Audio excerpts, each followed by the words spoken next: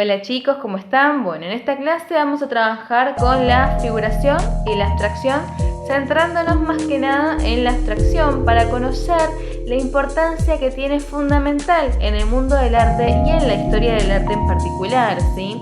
Vamos a conocer artistas referentes de la abstracción y en especial un artista que su historia y su trabajo parecen sacados de una película. Así que vamos a ver un video cortito, ¿sí? Ya que me escucharon hablar tanto la clase pasada, que por ahí es un poquito más dinámico, ¿sí? Así que vamos a ver el video y después vamos a seguir trabajando.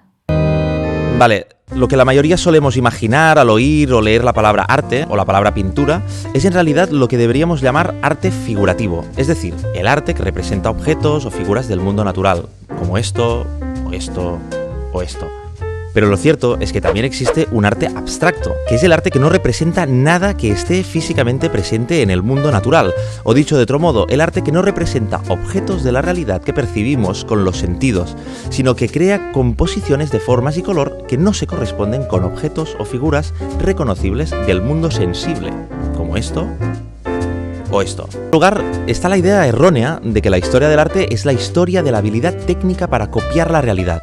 O dicho de otro modo, la creencia de que la pintura es solamente un arte imitativo que ha evolucionado siempre en una determinada dirección, desde lo tosco, primitivo y esquemático hasta lo hiperrealista. Esto, si lo pensamos un momento, significaría por fuerza que una fotografía cualquiera tiene más valor artístico que el mejor de los cuadros imaginables. Entonces, ¿qué hay que comprender en el arte abstracto? ¿Qué expresa una obra de arte abstracta?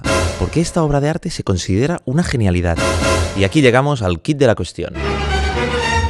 Según Worringer, el arte abstracto y el arte figurativo nacen de estados anímicos o psíquicos distintos y afectan al espectador también de maneras distintas. El artista figurativo se identifica con la naturaleza y el cosmos, es decir, percibe positivamente la realidad que le rodea. Vamos, que le mola lo que ve, y cuando crea, trata de expresar este goce sublimando esa misma naturaleza, haciéndola más bella. El artista abstracto, en cambio, siente rechazo hacia una naturaleza que le parece caótica y hostil, y trata de neutralizarla por medio de una abstracción y sintetización. En cierto sentido, el artista abstracto, y muy especialmente el artista abstracto del siglo XX, intenta dominar una naturaleza salvaje, desmedida y caótica, encerrándola en formas puras, geométricas y estilizadas. Con lo cual, el arte abstracto tiene un efecto tranquilizador, un efecto sosegador que proporcionan sus formas simplificadas, formas que trascienden las apariencias para transportarnos hacia un mundo más ordenado y más puro. Es probable que muchos de vosotros, cuando tomáis apuntes, dibujéis distraídamente cuadrículas o formas geométricas en los márgenes.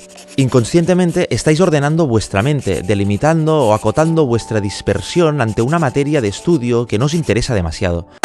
Pues es un poco el mismo impulso, la misma necesidad. Frente a un mundo azaroso, indeterminado, complejo, concreto e inhóspito, el arte abstracto ofrece claridad, racionalidad, atemporalidad, delimitación, simpleza, y todo ello mediado por el genio o la psique del artista o la artista. Es un arte, en definitiva, que invita a la trascendencia, al ir más allá de la experiencia sensorial o racional que tenemos habitualmente del mundo, y ahí reside el placer de contemplar una obra de arte abstracta, en el hecho de vernos transportados o elevados hacia una especie de absoluto, casi como si se tratara de una experiencia espiritual o mística.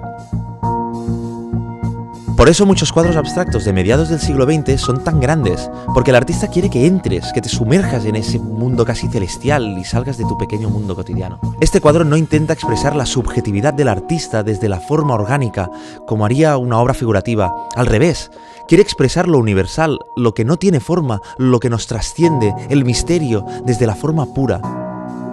Esto es el arte abstracto. Parte lo que vamos a hacer es empezar a conocer estos artistas del siglo XX que el video nombra, ¿sí? Y vamos a conocer a los que serían los pioneros del arte abstracto, ¿sí?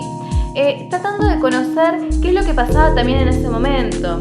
Las teorías espiritistas y teosóficas estaban cobrando fuerza, ¿sí? Porque también había nuevos descubrimientos científicos, como por ejemplo los rayos X, como por ejemplo las ondas de sonido, que lo que hacían era dar cuenta de que había cosas, ¿sí? Elementos que el ojo humano no llegaba a ver. Entonces esto abrió la puerta a que apareciesen nuevas teorías, ¿sí? Y a que los artistas quisiesen trasladar esos objetos invisibles a lo visible, ¿sí? Piensen también que justo es un periodo de la Primera Guerra Mundial.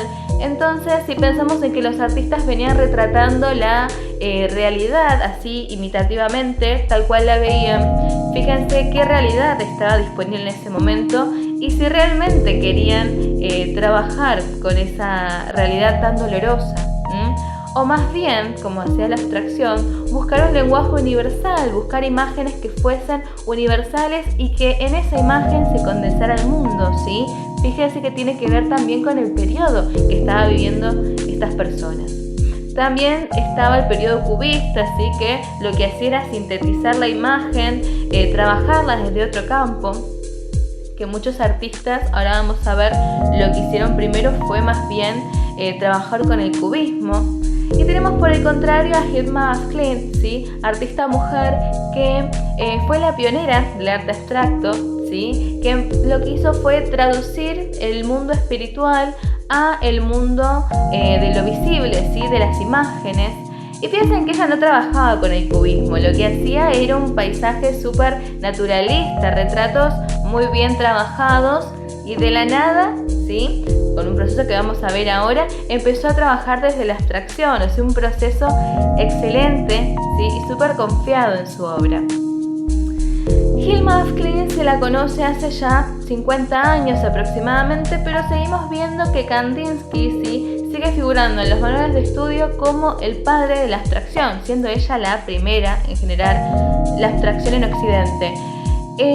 ¿Por qué sucede esto? Es un poco lo que hablábamos la clase pasada, ¿sí? La historia del arte, quieran o no, es un relato, ¿sí? Un relato que alguien cuenta y elige qué contar y qué no, ¿sí? Por eso en este momento estamos un poco rompiendo ese relato y dándole importancia a Kandinsky, Mondrian y Malevich, artistas geniales y excelentes, pero dándole más importancia a Klint, artista que no es tan conocida, ¿sí? Y que es súper merecedora de estar en la historia del arte. Así que vamos a verla. Hilma af Klint fue la pionera de lo que hoy conocemos como arte abstracto, empezando su primera serie abstracta en 1906, unos 5 o 6 años antes de las obras abstractas de Kandinsky, quien se lo conoce como el padre del arte abstracto. ¿Por qué no conocemos su obra desde antes? ¿Por qué no exigió su lugar como primera artista abstracta? Ella mantuvo en secreto todas sus obras de este estilo y pidió que después de su muerte las obras se escondiesen, se guardasen durante 20 años, porque sabía que la sociedad de ese momento no iba a poder comprenderla.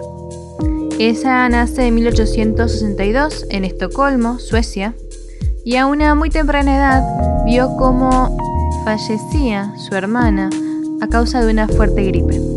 Esto le produjo un fuerte choque emocional que la llevó a buscar respuestas a lo largo de toda su vida, adentrándose en las ciencias alternativas, en el espiritismo, que estaban por fuera de la Iglesia Católica.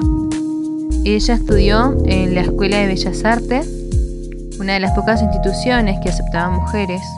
Fue una excelente alumna y en su pintura siempre se destacó el retrato y el paisaje, un estilo naturalista y tradicional para el momento. Por su talento se le consiguió un taller en la capital y fue una de las pocas pintoras mujeres que logró vivir de su arte con mucho éxito. Era una pintora muy reconocida. Sin embargo, no fue bien recibida en los círculos artísticos del momento, ya que en su mayoría eran hombres quienes estaban en esos círculos. Sin embargo, ella se fue dando con ciertos grupos espiritistas de la época, algo que estaba muy de moda en el momento, que puede muchas veces verse en películas, que son estas personas que en una mesa redonda se toman de las manos y tratan de invocar ese espíritu. Ella hacía de medium y practicaba una especie de escritura y pintura automática, donde se plasmaban líneas, manchas, colores, planos. Toda esta experiencia transformó la obra de Hilma, y si bien ella seguía trabajando en estos cuadros convencionales, llevaba una especie de doble vida, donde firmaba estos cuadros que se vendían fácilmente y pintaba otros muchos más espirituales, de forma secreta. Con la práctica de la pintura y el dibujo automático, se fue liberando de su formación académica. Creó todo un nuevo mundo artístico basado en símbolos. A partir de 1906, crea una serie llamada Pinturas para el Templo, las primeras obras abstractas occidentales que se conocen hasta ahora. Un total de 193 pinturas que ocultó del mundo en ese momento. No es una abstracción de la forma y el color en sí mismo como lo hacían Kandinsky, Mondrian o Malevich, grandes referentes de lo abstracto, sino que ella trata de modelar y pintar lo invisible a través de símbolos de carácter geométrico. Tiene un uso del color totalmente innovador, ya que nunca se habían usado los colores planos, es decir, el color liso en una superficie, y mucho menos los colores pasteles. En 1907 pinta una serie llamada Los 10 mayores, que representa las 4 etapas de la vida, desde la infancia hacia la vejez. La gran escala que tenían estos cuadros, es decir, su gran formato, la medida que tenían tan grande, no hace más que decirnos que Hilma af Klint estaba convencidísima de la obra que estaba haciendo y le dedicaba mucho tiempo y muchas horas de formación a este trabajo. Se conoce que escribió un libro de 1200 páginas titulado Estudio de la teoría espiritual, donde ella explicaba estas abstracciones que intentaban representar el mundo espiritual que no observamos, que no es tangible, que ella intentó plasmar en estas imágenes. Fallece en 1944 y le pide a su sobrino, en su testamento, único heredero ya que ella no se había casado y no había tenido hijos nunca, que sus obras más secretas no se conocieran hasta dentro de 20 años, ya que entendía que el mundo de ese momento, la sociedad de ese momento, no estaba preparada para entender ni aceptar su obra. Resulta que en vez de 20 años, los cuadros de Klint estuvieron guardados más de 40 años, y cuando se descubrieron y quisieron exponerse junto a otros pintores abstractos de esa época, no se les dio lugar, ya que se desprestigió su obra porque venía del espiritismo, cosa totalmente absurda, ya que Mondrian y Kandinsky han estudiado mucho teorías de la teología. Fue recién en 2013 que el Museo de Arte Moderno de Estocolmo, donde ella vivió, le pudo realizar su primera exposición individual a estas obras nunca antes expuestas de la pionera del arte abstracto. Es terrible pensar que sus obras en realidad se conocen hace 50 años y los textos de hoy en día, la historia del arte, sigue postulando que Kandinsky fue el padre de la abstracción. Kandinsky fue quien se conoce como el padre del arte abstracto, adentrándose en él a partir del año 1910. Fue un artista prestigioso y profesor de la Bauhaus, una muy importante escuela rusa de arte y diseño. Trabajaba la abstracción desde la composición, reconociendo en diferentes planos, líneas, colores y puntos, vibraciones, sensaciones y hasta sonidos. Fue así que intentó muchas veces entender el sonido desde lo visual, reconociendo por ejemplo el amarillo como un tono fa, es decir, un tono medio de una trompeta, o al círculo como una forma que inspiraba lo pacífico y la calma. Es decir, que intentaba traducir el sonido a formas visuales. Por esta razón, muchas de sus obras se titulan composiciones, como también se nombra a las piezas musicales de la música clásica. Malevich pretende reducir los elementos pictóricos al mínimo extremo, en lo que él llama el arte suprematista, que es una variable del arte abstracto que él ha indagado. Reduce todo al plano, es decir, el color plano, el cuadrado, el círculo y la cruz. Pretendía representar un universo que no contenía objetos. Expresa la naturaleza de lo más básico y profundo, en elementos que todo pueden contener. La obra no abstracta que marca un quiebre en el trabajo de Malevich es esta, donde fíjense que aparece la Mona Lisa, recortada y no en el centro, sino a un costado. Esta obra, también de un estilo cubista, propio del momento, no hace más que decir que el arte tradicional no iba más. Y es a partir de esta ruptura que Levitch empieza a trabajar desde la abstracción. Mondrian es un artista que en sus inicios también incursionó en el cubismo, lo que lo llevó a sintetizar la imagen cada vez más, como vemos por ejemplo en estos árboles, basándose en líneas, planos de color. Llegó a la abstracción completa, según él, donde representaba el mundo solamente a través de líneas rectas y colores puros, es decir, los que él consideraba que eran los básicos y que representaban todos los demás colores. Su trabajo parece más matemático, ordenado y por lo tanto un poco más frío. Él, como sus contemporáneos, a diferencia de Hilma af Klint, pretende expresar únicamente lo absoluto y lo universal. Bueno, ahora lo que vamos a hacer es, si ustedes todavía no saben muy bien cómo trabajar, yo les traje unos ejemplos chiquitos que yo hice. ¿Sí? Por ejemplo vean. Tengan en cuenta el nivel de simplicidad, que es porque la imagen es muy chica, ¿sí? Yo les recomiendo que ustedes tomen, ¿sí? Un concepto, una sensación, una emoción, ¿sí? Y traten de hacer dibujos chiquititos, puede ser más chiquito que esto, ¿sí? A ver cómo lo abordan, y cuando les guste una imagen, recién ahí la hagan en grande, ¿sí? Yo acá lo que quise representar, ¿sí? Es el sol cuando te da en la cara, ¿sí? Vieron, primero trabajé con, no se ve bien el color, quedan baches blancos, pero bueno, trabajé con colores cálidos, ¿sí? El amarillo, que es el que tiene mayor intensidad, lo puse en el centro, ¿sí? Como cuando te ponen ya colorados los cachetes de tanto que te da el sol. Y unos pequeños puntos naranjas, fíjense, que son también por la sensación de picazón, ¿no? Que a veces te da el sol cuando te da mucho tiempo en la cara, muy fuerte. Los círculos, ¿sí? También pensando en la forma del sol, pensando también que habíamos dicho que es una forma que genera calma, que genera paz, ¿sí? A mí me gusta mucho el verano. Así que fíjate, yo lo hice con acuarelas y con lápices, ustedes pueden usar lo que tengan ganas. Fíjense también esto de no solamente tomar el lenguaje visual, ¿sí? Los elementos que vimos en la fotocopia, ¿sí? Sino que más bien úsenlos, porque obviamente hay que usarlos, pero déjense llevar, ¿sí? Déjense llevar por las sensaciones. ¿Qué les produce a ustedes ese color? ¿Qué les produce a ustedes esa forma? Esa emoción, ¿qué es lo que pasa en ustedes cuando trabajan con la soledad, cuando trabajan con la amistad, cuando trabajan con un olor, si el olor a tierra mojada habíamos dicho? Yo en este caso representé, tengan en cuenta que esto me parece que se ve espejado.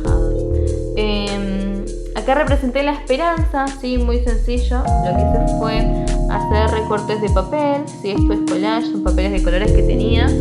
Y acá trabajé con grafito, acá trabajé con fibras y acuarelas, ¿sí?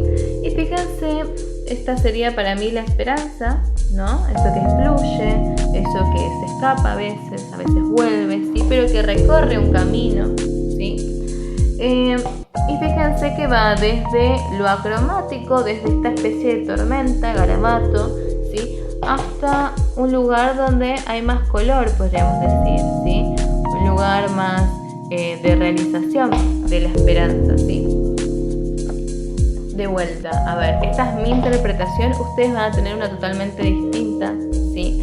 Así que nada, los invito a expresarse, ¿sí? A usar este lenguaje que tiene que ver por ahí más con lo sentimental, con lo emocional, ¿sí? Que yo vi igualmente en sus trabajos anteriores que lo saben trabajar muy bien, ¿sí? Así que aprovechen ese recurso, ¿sí? Que es súper válido y súper necesario, ¿sí? La sensibilidad en estos tiempos. Así que les mando un abrazo grande. Cualquier pregunta que ustedes quieran hacerme, cualquier sensación, palabra, emoción que ustedes me quieran proponer para hacer el trabajo, ¿sí? Es bienvenida. Así que les mando un beso grande y ojalá nos estemos viendo pronto. Cuídense mucho.